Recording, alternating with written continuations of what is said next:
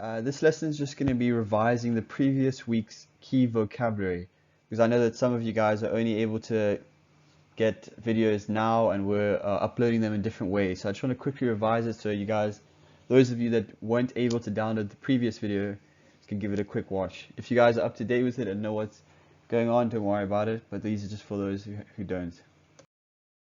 Okay, great guys. As usual, it's in your journeys book, pages 406 to 407. This is just what all the key vocabulary words are. Let's get straight into it. Great guys, the first word is social. Let's look at a quick definition.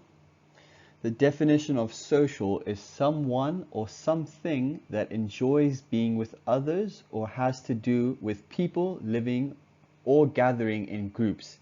An example of social is children laughing and playing together. So humans are very social. Let's look at some other social animals. Elephants, you can see they're all in a big group. You don't usually find an elephant by itself. They usually walk around and sleep and eat and everything like that in groups. Let's look at another animal. Tigers, on the other hand, are they social?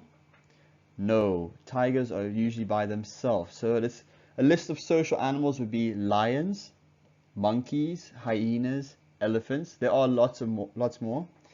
Antisocial animals, such as the tiger, are also bears, rhino, and badger. So there are lots of different that can fall into each category, but those are just some, guys.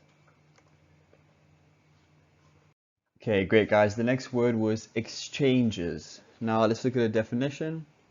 An act of giving or taking of one thing in return for another.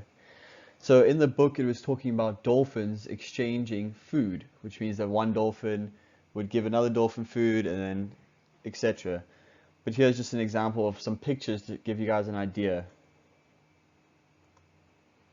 So as you can see in the middle picture, the one man has got a piece of meat and he's trading it with a person for fish. Just like in the last picture, they're trading fruit. So it's an act of giving or taking of one thing in return for another. Pretty easy, guys. Let's move on.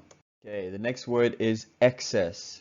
And the definition they gave you in the vocabulary and context on page 406 was people harvest only excess honey from a beehive. The bees need the rest to live. Now let's look at another definition. The amount by which something is or has too much. So here's a picture just to give you guys a little bit of an explanation. So as you can see the picture on the left, there is excess fat. There's nothing wrong with it, it's just saying that there's excess fat. More than necessary.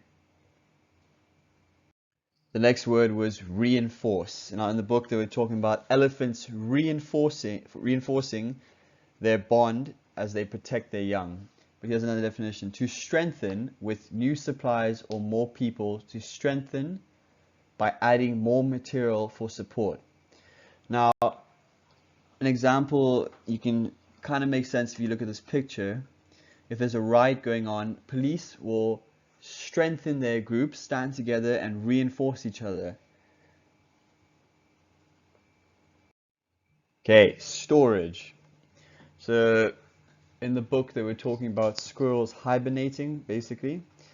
Squirrels during winter months store a lot of food and they don't leave their house to go look for food because some of them live in climates where during winter it's hard to find food or the nuts aren't growing in winter, so they store up on a lot of nuts during summer and then winter they stay wherever their storage is. But space or place for putting things for future use or for safekeeping, the house has plenty of storage. You can see now on the picture on the left, some of your parents, maybe not, will have a storage unit. Now this is separate from your house where you might keep things that you want to use in the future or just for safekeeping. Another example is that's an iPod on the right.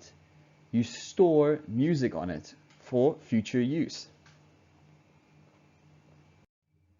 Great, the next word is transport. An act, instance, or means of carrying people or goods from one place to another or of being carried from one place to another. Let's look at some pictures to clarify this. Now, typical storage, as you guys know, is train, plane, lorries, boats. but in the book they were talking about ants. You can see the ants are transporting leaves in that picture. Now in the last picture, you can see 3 ants working together to transport something that one ant can't carry by itself. Maybe it's too heavy for any reason. Okay, chamber. An enclosed space, cavity, or compartment, the chambers of the heart, a room in a house, and especially a bedroom. Okay guys, this is a definition of Google, but let's look at a picture just to help you guys understand. So that's a honeycomb. You can see sealed chambers where it's pointing. You can see you can't get into it. There's something sealing it, whether it's maybe pollen or food or whatever it is. And there's empty chambers. So there's nothing in there. Okay, scarce. If something is scarce, there isn't much of it around. Crops are scarce after a long drought. So look at a picture just to help understand. You can see how many different animals are drinking water out of that tiny little pond. I mean, that's not very sustainable. That pond's going to dry up soon. The water is scarce.